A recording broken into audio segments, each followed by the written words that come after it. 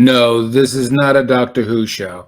Hi, my name is Garen Daly. I'm the festival director for the Boston Science Fiction Film Festival, and this is one of our podcasts. Our podcast titled to this day is Inside an Audio Drama. And joining us is E.J. Kavounas, who is the producer, and he actually wears a lot of hats, but he has this wonderful new sci-fi audio drama called Broken Road. E.J., thank you so much for joining us. Thank you for having me, Garen. Excited to be here. Well, I just want to go back to that Doctor Who thing and let people know. One of the reasons why we played that is because there's a long history of audio dramas in radio and in TV and stuff like that. And there's a whole new thing going on that EJ is at the forefront, which is audio dramas.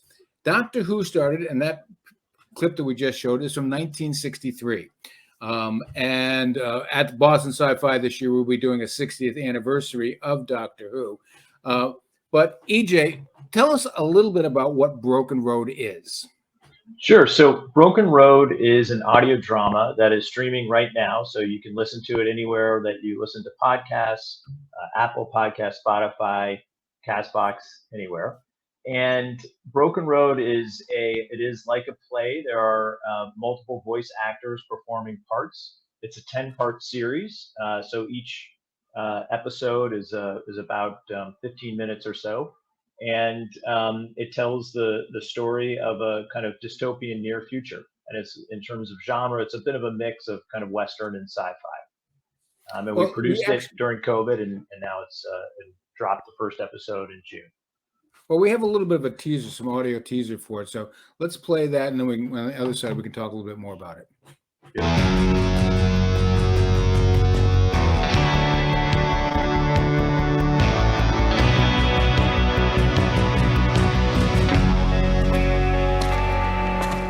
Foot after another. That's all I can do. That's all any of us can do. I was remote ops in the war. Neural implants let me control trucks, drones, whatever you got. Now I'm back and all these government-issued prosthetics are falling apart. What the hell are you doing in my barn? I'm just looking for a little power, and then I'll be on my way. That'll be Arlen Frey. He must have seen you on the drone feeds. Who is he? The meanest son of a bitch with a badge. Broken Road, a dystopian audio drama coming Monday, July 25th, 2022 on Apple Podcast, Spotify, and everywhere else you like to listen. Follow us on Instagram, Twitter, and TikTok at Broken Road Pod. Learn more at www.recursor.tv/Broken Road.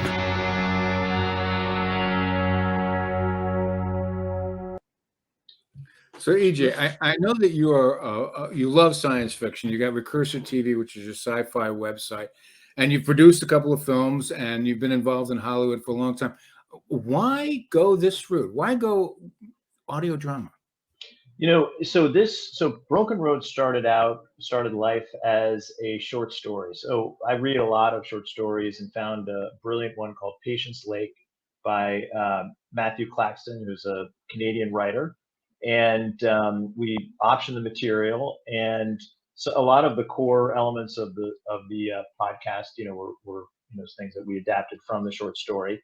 I brought in a writer who's someone that I've collaborated with in the past, named Jacob Pinion, and he's really the co-creator of Broken Road, the podcast, and my partner. And when we were looking at it, at the short story, we both really loved the story, and we're thinking about how we could kind of tell it in another medium. And it really lent itself to a series production. And the story really lent itself to being told, in kind of an audio only, an audio-centric medium, and we had both been kind of listening to audio dramas that were also science fiction, and really loved the genre. And so we decided to see if this might work. And so Jacob went ahead and broke down the story into 10 episodes, really expanded it into 10 episodes. We went out and pulled together a cast, I think, of phenomenal voice actors. So the people you heard in the trailer included Peter Shinkota, who's been in a number of TV series, including a Marvel series, Daredevil. He's been in movies. He was in one of the Predator movies, and Falling Skies, the sci-fi series. So he had a lot of wonderful experience in the genre. We also have Lana McKissick, who people might remember from from Nina Unlocked, which played at Boston Sci-Fi Film Festival and was won an audience award. Lana has done a tremendous amount of work on TV and film and stage as well. And then we also pulled in other actors. We talked about Monty Markham, who actually reads the credits at the end of that episode. He also performs a character in Broken Road. And I've worked with him in the past on the movie I produced, Hero Mode. And Monty, like we're talking about, has incredible acting and voiceover experience going back many years. And then we also brought in Manu Bennett, who was the star of Spartacus, the TV series. He was also on the Arrow TV series. He was one of the lead villain in the Hobbit trilogy. And just has an incredible voice. He's the villain of Broken Road. And then the leads were kind of rounded out by India Masara, who's a more of an influencer and an actor, but she has a tremendous following on TikTok and Instagram. And hopefully we'll hear later more of her work, but she's also a singer and just tremendously talented. So we were able to bring together this incredible cast, and we had them actually record all of their work asynchronously, meaning we basically, put the script together for the whole 10 episode season, gave everybody their parts, and had them go out and read their lines, and then obviously we gave them a lot of direction. And there's another Ron Newcomb is our director, who was fundamental in helping to kind of shape the performances. And then all of this material came back to us in kind of a raw form, and we edited it together, and then added did the editing and the mixing. We had a great sound mixer to help to really create consistency among the voices in terms of the sound design, and then add in all of the Foley and the sound effects. And then we had the last kind of part of our production process was Jay Logan, who did the score, which I think he just did a brilliant job with. So that's how it all came together. And then we found a distributor, Fable and Folly Network, who is currently distributing the show, meaning that they are out finding responsible for selling advertising for us and promoting the show. It almost, that's a lot of work, but it sounds like it's a heck of a lot easier than doing a movie. And I'm wondering whether or not audio dramas are Hollywood's new calling card. Is that something we could be thinking about, or looking at them as calling cards? Well, it's interesting, so coming into audio dramas, in 2021 really is when we did most of the production. In 2022, the market is somewhat bifurcated from what I can tell. There's a legacy that goes back many years. Sort of to 2015 and even before then, in terms of the audio drama style podcast, and includes and it's more of the kind of grassroots style of production where it happens completely outside of Hollywood, and it's people who are maybe in a theater group or have some other kind of creative experience and creative drive, and just come together and start producing a show. And there are a lot of tremendous series that have been produced this way, including things like Welcome to Night Vale, Limetown, and many others that are sort of science fiction oriented podcasts. And some of those caught the attention of Hollywood. In fact, some of them have actually been produced into TV series and were picked up by different streamers at different periods of time and produced. A lot of the ones that have really caught on have been more on the true crime side of things. Like Dirty John is a podcast that has been produced as a series. In fact, and some of them are so the true crime ones are not fictionalized, but the Tiger King also started life as a podcast. So there was when that happened, when the Hollywood producers and streamers started to realize, hey, there's something happening in this new medium of audio dramas. Then there started to be more investment from studios and other larger corporations that kind of came into the market and started to try to orchestrate hits. So they would pull together, and there's a company called Q Code, which has made some brilliant podcasts and audio dramas. Many of them are in the science fiction space. Q Code really came in with a different approach, much more polished. Most of the podcasts that I mentioned so far have gone on for season after season. They just kind of keep running forever. The new approach from Q Code and a few other companies that came in to try to produce, I think, a little bit more of a polished professional product, did a shorter run. So the series would be, kind of a limited series, for like 10 episodes or something like that. So the Rami Malek series called Blackout, which ran on Q Code, is a good example of that. Very high production quality. I mean, listen to the sound. I mean, it's phenomenal sound design. But they had the biggest A-list stars in the world who are part of that. And some of those shows. There's another one called the Right Left Game, which was also a Q Code production, has been picked up and is being adapted into a series. So Hollywood sort of saw this medium as being a way to incubate IP and to develop an audience early on, and with the idea that the cost of creating the show would be recouped when it was sold to and adapted to a series. You mentioned sound design when you were just talking there, and we have a clip from an audio drama or an audio story from based on Asimov's Caves of Steel, and I want to play it for you because I think there's a mistake in it, but it's a good clip anyways. So let's take a listen, and on the other side we'll discuss it a bit. A massive man jam on the Fifth Mayor Avenue reminds all Expressway, citizens level that they 2. are fully protected by the three Number laws of of relatives' robotics. inquiries will be issued The shortly. three laws of Thank you. robotics. First law, a robot may not harm a human United being, Ecumenical Free or Thinking through Church inaction brings allow you a this human being to message. come to harm. Are you alone? Second Are you law, uncertain? a Are robot you must obey unsure? the instructions given to Remember, it by a human the being, Lord is good. except where they would The Lord conflict is with the kind. first law. The Lord can be whatever Third you want law, him to be. a robot must Join us protect and its put own your trust existence, in the word of except the where Lord. this would cause conflict Thank with the you first for and your second attention. laws. Remember, the three laws of robotics, your safeguard and your shield.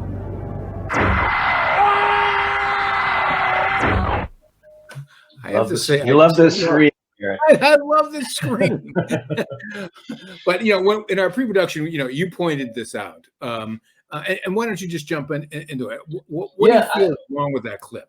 Well, I don't know if it's wrong, but I mean, just as a listener, it's hard to follow what she's saying. I mean, it's two voices talking at once. And one thing we saw, like just in our own kind of journey of trying to produce an audio kind of audio product, is that it's very hard to you can't demand too much from the audience. It's really hard to have clarity. And I'm not sure what the intent was in that piece, but the other thing is that it's one challenge, I think, in creating an audio drama now is that new people coming to audio dramas, really have a different ability to comprehend what's happening, and maybe it's like a new genre in some ways. And so if they I don't want to talk down to that audience, but they kind of need to be spoon fed a little bit. It's just until you kind of get more comfortable hearing a story, or seeing a story through your ears, basically, like creating a visual picture. But like even in that clip you played, the first time we heard it, I really didn't understand anything. The second time I heard it, I could focus. It was easier to screen things out. So I think the audience actually gets better at appreciating nuances in terms of the audio as they listen to more. That may be true, but it seems to me that the audio drama almost demands a couple of things. One, you can't have too many characters, because it's easy to get lost because you don't know visual recognition, and it needs to be clear and direct. And I think that you were absolutely right when you said that, it's a little muddy there, and you don't necessarily hear that, the three laws of robotics. And I mean, is my impression of audio drama is correct that you need to have that kind of directness and maybe not have where the subtlety and nuance lies in other areas? I think it's a yes and no. I think you can still have nuance, and I think part of what I love about audio dramas is the ability to create an immersive experience, because I think it shares a lot with reading, or even more with audiobooks, where the words have to kind of create the visuals for you, and with audio dramas you also get the benefit of multiple actors and sound effects, sound design, and music, which also really help to create mood and emotion. And so I think it's just a balance of trying not to have a really effective, to tell an effective story. It's a balance of keeping people's attention, which means that there's some mystery and you have to surprise people, but at the same time you can't throw too much at the audience, or it just can't, the information just doesn't get processed. So it's always a challenge. Although I will say, like, the sophistication of some of the shows I mentioned, like that Q Code is doing. There's another one called Wolverine, which Marvel did, which is it has a different name, but it's a bit about the Wolverine character. Amazing sound design. I mean, just, you can't, like, I listen to it, I'm like walking down the street, and it's like you're turning around, you think there are voices around. It's really an incredible experience.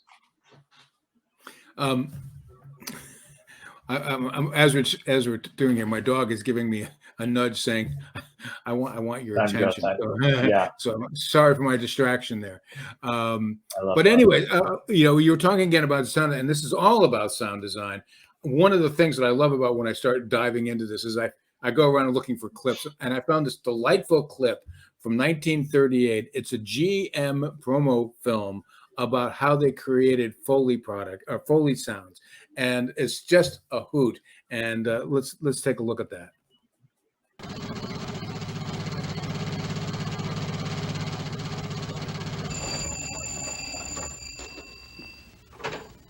Hello? Ring up the boys, man. Tell them to meet me at Pine Creek Forks. The Flying Bee payroll's been robbed. Pete Belden's been kidnapped. Tell the boys to ride. Hey, George, where'd you put that ammunition? It's in your desk. Which drawer? The middle one. I declare, I'll never get these dishes done. Looks like a storm coming up, too. Hello? What is it? Is Fred there, Mrs. Jones? Chef rounded up a posse. I'll call him, May. He's out in the yard. Send him to Pine Creek Forks. Hurry, Sophie.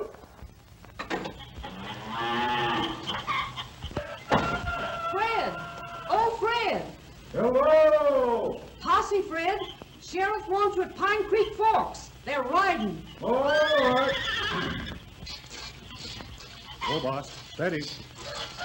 Hey, Joe. We're saddling. Tom wants a posse. Something stern, I reckon. All right, Fred. Better stop that windmill. We're on the storm. See you later, Ma. Be careful, Fred. Now, I would I call love that it. I just analog sound effect. I'm assuming that you guys had a library of digital stuff that you would just, pull up as you needed them. We did, and our sound designer definitely did not come to work wearing a suit and tie. Yeah, that was the other thing. Like a dungeon Everyone's master. wearing a suit and tie. It's amazing how That's badly we unbelievable. dress these days. I mean, just think about how hard it must have been to create the ambition of trying to do something like that in mono, right? It wasn't even stereo, and to do it live. I mean, to have all those sound effects work and people talking. I mean, the quality of the performance of the actors is really, really incredible. Yeah, I mean, I was reading someplace that the broadcasters would not even allow a taped thing because the quality was just not there. You had to have a live to be good quality. It wasn't until the 40s that they got enough high quality stuff going on. So the arc of where we've come from in just terms of audio is just awesome. It really is amazing. And speaking of which, is like, another clip that I found was with Andy Serkis. He's doing a thing called Screw Tape back in 2009. And what is amazing is that when you have a really good actor who can really look at the mic and make the mic the audience, so that that you can feel it. It really gets to be something really impressive. And here's Andy Serkis talk and a documentary done about Screw Tape, which was done in 2009. Infinite boredom, sort of jaded, cynical, world-weary. Sometimes I am almost in despair.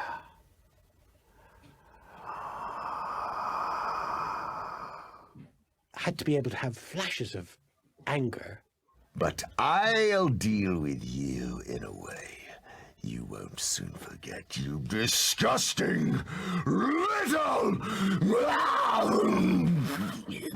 We were thrilled beyond repair when we were able to get hold of Andy Serkis, who is a most remarkable actor who can do so many different things with his voice. I know you're in here somewhere.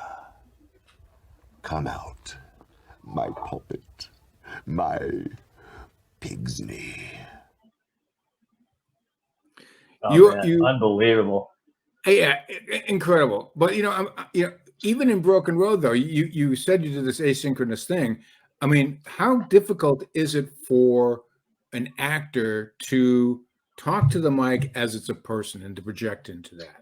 I mean, well, it was a fascinating process. Yeah, I didn't mean to cut you off, but I mean, we saw that actors are, like I mentioned, where all of our actors came from. A lot of them, were much more, had much more of a background in film and television, and very little voiceover experience, as opposed to someone like Monty Markham, who did our credits and has a tremendous amount of voiceover experience, or even Manu Bennett, who did voice the Hobbit, voiced the lead in the Hobbit trilogy, which was CGI, so it was a voiceover role. So we had some performers who had a tremendous experience doing voiceover work, which was a big help. We also had performers who were singers, and I found that was also, I mean, to the extent that the actor really understands that their voice is a instrument, and have a tremendous amount of control over, things like hitting their S's and not popping P's, all those kind of, mundane things that actually really do mean a lot in the end. They were incredible to work with, and could nail things on the first take. But it was very challenging. Some of the actors we had, and I think this is true for I've talked to a lot of other people who produce podcasts, and it's common. You get in, the people who are used to being able to rely on their face to express things and to convey story and character, or to use your hands and gestures, and all that goes away when it's just you in front of a mic, which sounds pretty intuitive, but it actually can be really challenging in like a completely different art form. So, so it's just different and then you have to come up with ways to, try to, help the actor to kind of get to the right place. So, it just becomes a different kind of challenge for the director. Are there any golden rules that you've learned about audio dramas that, let's say, someone said, "Hey guys, let's go out into the barn and do an audio drama," that you would give them pearls of wisdom? Yeah, I mean, I would say, we were told a few things when we started. I mean, I think there is, like I said, there are different levels of sophistication in terms of your audience. And, some people, there's definitely a stigma against like too many radio lines, so it's like, "Hey, what are you doing with that gun in your hand?" You want to try to somehow, convey the story without making it too obvious that the dialogue is describing what you're supposed to be seeing. But at the same time, it's a challenge. You still do have to have, kind of visual language to convey what's happening. I think limiting the number of characters, and if you try to have a scene I think intercutting between scenes is very tough. It's something you can do in TV or other medium very easily, where, you have two storylines, that are kind of, happening in parallel, and you kind of cross cut between them, intercut. That's much harder to do in an audio drama, because it's hard to come up with a cue, having like a handle at the beginning of the scene to kind of express setting. So, it's like we heard in that GE clip, the barn sounds or whatever, like, "Oh, okay, I know, I hear the, I hear the rooster crow, I know I'm on a farm." Like you do end up sort of relying on those types of sound cues to help, explain to the audience that they're in a new location. there are probably there's probably a much longer list of things that work and don't work in terms of telling the story. I was in my research. I was looking at an adaptation of a Twilight Zone episode. I think it was called The Invasion, and as I recall, it was a single woman, and I believe it was Agnes Moorehead. I didn't verify that, who is in a small apartment or a small cabin, and she's being invaded by aliens of some sort. And when they converted that over to an audio drama, they couldn't. Is this the one where it's a little spaceship, like a little? It's a little spaceship. Okay, yeah, right. Yeah. They're from America, right? Yeah, right. Yeah. You're ruining it for everyone who hasn't seen it yet. Spoiler: there's a new Twilight Zone. Spoiler alert From 1956. But anyways, when they decided to make it into an audio, radio drama, right? What they did was they took that single character and made it into two characters, and an older character, one with hard of hearing and one with hard of sight, so that they could play off of each other much more. So again, they adapted what the story was for the audio audience, and I think that's going to be whatever you're going to do. I mean, look, I think I do feel like because audio dramas are a relatively new medium for, at least for audience, some audiences now. There's a tendency that there's a tendency to feel like it has to justify itself, like why tell the story via audio. And I think it's a mistake to go too far that way. Like there's so many audio dramas that are about podcasts, because it's like you have to explain why this is an audio centric piece of drama. And I think at some point, audiences, if you're listening to an audio drama, it's just going to be, it's like a movie doesn't have to explain why you can't smell it or touch it, right? I mean, it's there's a convention now that we just understand the kind of mode of storytelling, which I think is happening with audio dramas as well. I mean, I think at some point it's just you can just kind of jump into the story. Really, it's like a play. I mean, it really is. It is like a play where the story is told mostly through dialogue. And in a very simple scene description. You just said it's audio drama is a relatively new form, even though it's got this long history of morphing and changing. Do you see it continuing to grow, and where is that growth going to go? Well, I do. I think audio dramas were becoming quite popular for a number of reasons. I would say that they came back into vogue because it's something you can do when you're driving.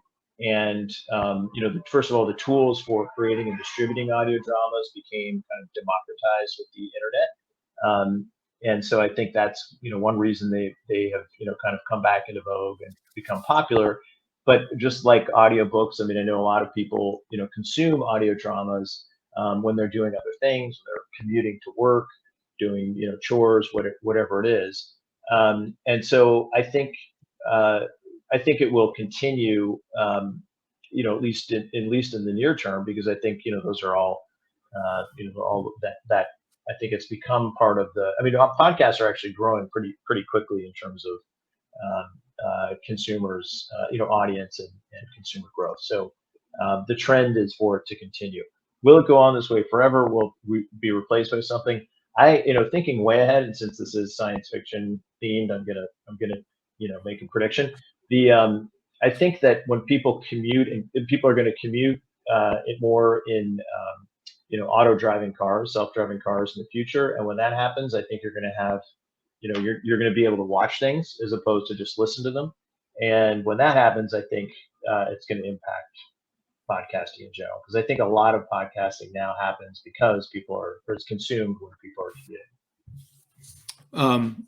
So and actually, there was a little bit of a dip during COVID when people stopped commuting. So who knows? So there was a dip in audio drama during COVID?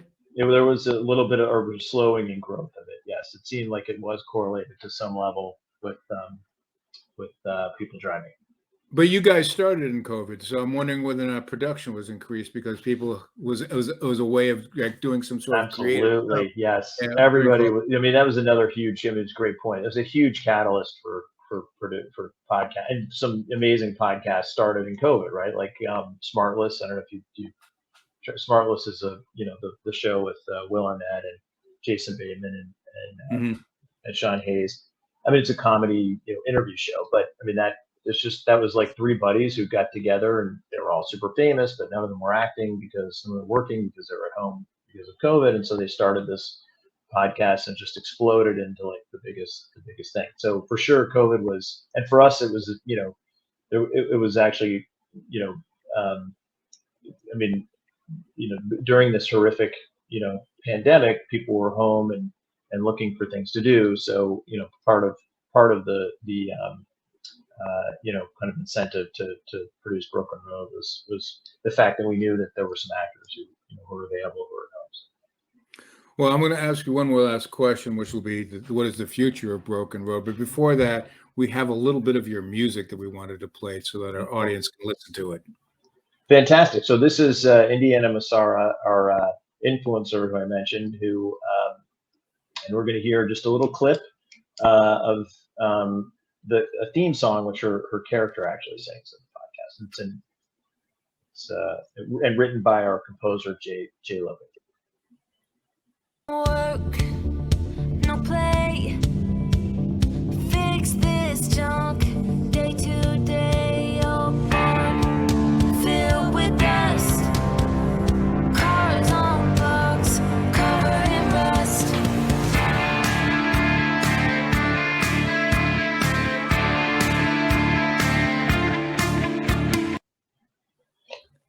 Yeah, that was a little clip. It was very short clip. So if you want to hear the full song, which I highly recommend, it's on episode 2 of Broken Road at the very end. Like it's our post-credit part of the show. And if people want to get more information about Broken Road, where do they go? They can go we are on, like I said, on everywhere you'd listen to podcasts, so Apple, Spotify, etc. You can also go to, the URL on recursor.tv/Broken Road, or at Broken Road Pod, Instagram, Twitter, and TikTok. And we're just about ready to wrap up, so I've got to do my plugs, which is go to bostonscifi.com, buy tickets for the festival. We're doing a Time Traveler's Costume Ball on February 15th, and we've got the marathon, and we've got this other thing that we're going to be doing during the festival called Asimov's Robots Game Night, where we've taken a 1988 old Clue type game and updated it for people to participate in the movie theater. So that's all for this one. EJ, thank you so much for joining us. I really appreciate it. And as we close out, we're going to let people know that October is Audio Drama Month, National Audio Drama Month, and October 30th is the actual National Audio Drama Day because of this closing clip. Thank you so much, EJ. Thank you very much. Thanks for having me. Ladies and gentlemen, am I on? Ladies and gentlemen, here I am, back of a stone wall that adjoins Mr. Wilmer's garden. From here, I get a sweep of the whole scene.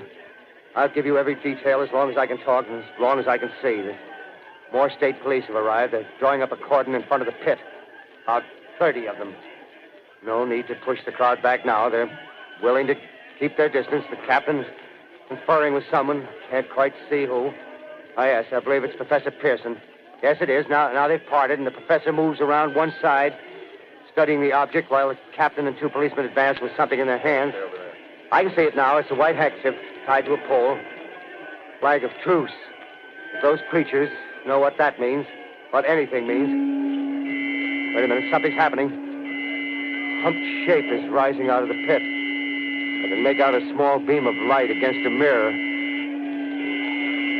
What's that? There's a jet of flame springing from the mirror, and it leaps right at the advancing men. It strikes them head on. Lord, they're turning into flames. Now the whole field's caught up by the woods, the barns, the gas tanks of the automobiles, spreading everywhere. It's coming this way now, about 20 yards to my right.